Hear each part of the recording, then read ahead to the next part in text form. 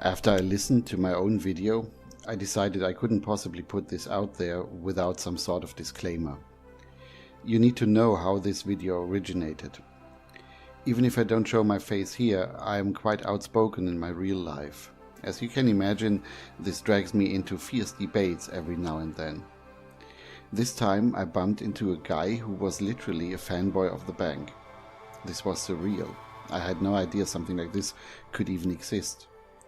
Most people have an intuitive understanding there is something wrong with our money, the life-work balance, the debt all around us, and the illusion of a fair marketplace. They know something is wrong, even if they can't lay their finger on it. Not so this guy.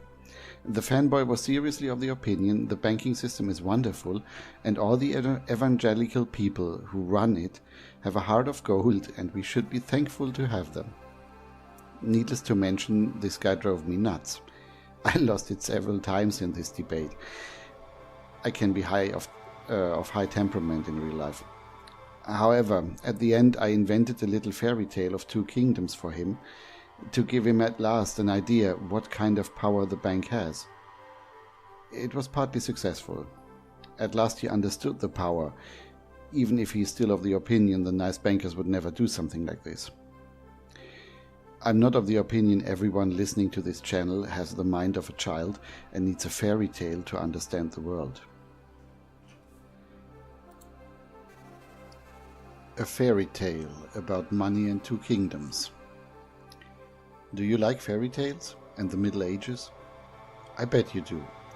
It is very appealing to me, since it seems so much more authentic and less determined than the dystopian societies we currently live in. Back in the Middle Ages, the king had the right to mint coins, and was very jealous about it. He might grant you the right to mint coins in his name, but if you dare to do so without his permission, the king would certainly come after you and chop your head off. This hasn't changed much over the centuries. If you would copy your domestic currency and print it, you would go to jail for it. And if you ask your government for permission to do so, they would laugh at you. I thought it would be nice to use a fairy tale about two kingdoms to explain exactly why the right to mint coins is such a big deal and what the full magnitude of it is. Before I do so, let me quickly deal with two other fairy tales you probably heard from other sources. In economy departments around the world, it is very popular to fantasize about the free market and how it can solve a lot of stuff on its own. That's such a ridiculous notion. There is no such thing as a free market. The free market is as real as the Easter Bunny. Things which doesn't exist can hardly solve anything. Another ridiculous notion notoriously spread in economy departments is the idea money is neutral. It's just there, don't think about it. Yeah, sure, money is neutral, but the people who own it are not. What are you telling me here? Bullets don't kill, people do?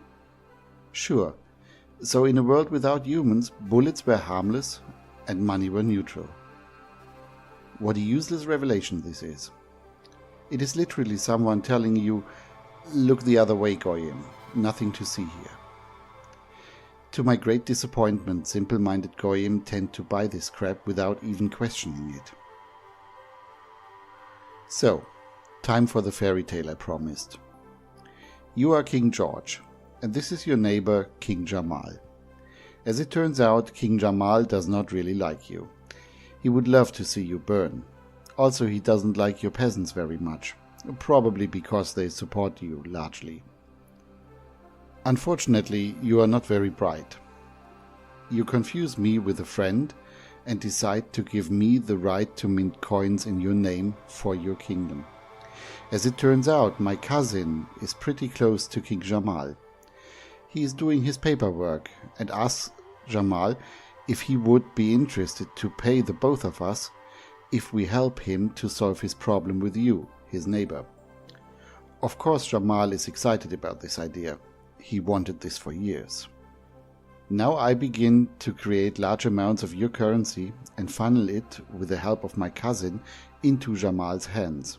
Equipped with your currency, Jamal sends his agents into your market to buy every piece of food they can find.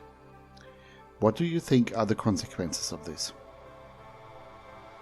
Well, 3 things are likely to happen. First, your peasants are starving and become angry. Guess who they blame for their misery? They will likely pick up their tiki torches and forks and go after you and your family. So your death is number 1. Your peasants are weak and disorganized by now because they starve and they don't have a king anymore. This is the perfect opportunity for Jamal to send his troops and conquer your kingdom. The loss of your kingdom is number 2. Since you are dead by now, Jamal is very frustrated and in dire need of another target for his hatred. Your peasants are perfect. He tells his soldiers to kill as many men as they possibly can and rape every woman they find. If your kingdom happened to be the only home of a distinct ethnic group, a unique genetic cluster, you get hybridized by now, which is another word for genocide. So, congratulations, King George. You just managed to kill yourself and your family, you lost your kingdom, and you accidentally genocided your own people. That's what I would call an actual total loss. And it's all down to your incompetence. You either thought I'm a friend, or you had no idea what the right to mint coins really is. What is money? That's something worth exploring a bit. Whenever you are confronted with this ridiculous claim, money is neutral, I suggest you use one of 3 pictures to set the record straight. The first is to equate money with the bloodstream of your body. If you conceptualize your economy as an organism, then money would be the bloodstream. And if something goes wrong with the bloodstream, the organism will eventually die. The second characteristic of money is mortar. If your economy were a house, then money would be the very glue that keeps it together. If something goes wrong with the mortar, your house will turn into nothing more than a pile of bricks. The third picture is derived from a biological theory of Jean Froissart. He recently wrote a book about the possibility of a phenotypical revolution. His line of thinking, in a nutshell, is this. At first, life on Earth was based on protein molecules which reproduced themselves. Then the protein invented RNA to help with its reproduction. As the new replicator, the RNA took over and life became RNA-based. Later, the RNA invented DNA, and the same thing happened. The new replicator took over and became the new foundation for life on this planet. RNA and protein still exist, but they are reduced to building blocks in the new life forms. This line of thinking makes the claim, if you allow a foreign entity to gain control over your reproduction, this entity will inevitably end up in full control and utilize you for whatever purpose it sees fit. This is perfectly plausible. Biology is about reproduction and nothing else. In regards to money, you can conceptualize money as the replicator of your economy. This is really not difficult to see. Someone has a successful business running and uses the profit to open a franchise of his business somewhere else. If you allow a foreign entity to control your money supply, this entity will gain almost full control over your economy itself. And since your economy is an expression of your group and of crucial importance for the survival of your group, it should come as no surprise your whole existence as a group is jeopardized as soon as you allow this to happen. And here I just introduced another concept. If you are on my channel, you are probably a follower of the alt-right. Most likely you are familiar with the alt-right's claim a culture is a downstream from race. That's true. If you remove all people from Japan and fill the island with Germans, it will not be Japan anymore. Even if the Germans try to simulate a Japanese culture, they will end up creating a Germanic version of a Japanese culture. If you want this claim as a first-hand experience, I suggest you go find yourself an ethnic restaurant. Let's say you find an Italian restaurant which is owned by a Pakistani or so, and the chef is probably some black guy. You will quickly learn the food they serve is a Pakistani version of Italian food. This doesn't necessarily mean it's bad, it's just not Italian food, and therefore tastes pretty different. The point is, Germans will always end up creating German culture, even if they try not to do so, and only Germans can create, maintain and further evolve German culture. Obviously, this raises the question, what is German? Well, we could give a lot of answers here and talk endless about bread, beer and Beethoven. But there's one answer at the center, which is more defining than everything else. It helps a lot if you have German parents. Here you have it, the implicit connection between your genes and your culture. By the same mechanic, there is an implicit connection between your group and your currency.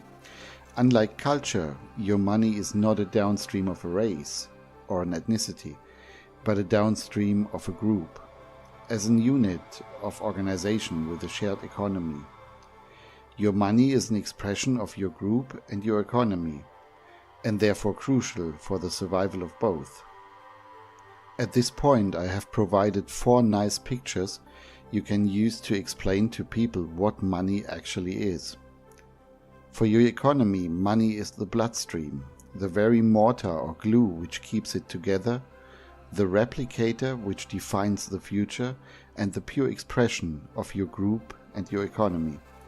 This might help you to challenge the silly claim, money is neutral. And the fluffy little story about 2 kingdoms should help you to explain to ordinary people why the right to mint coins is still a thing, and why it is such a bad idea to have a Federal Reserve which is neither federal nor has it any reserves. With a little luck, this makes it easier to spread the word and provoke thought in more people. By the way, money lending or debt is the little brother of the right to mint coins, but this is a topic for another video.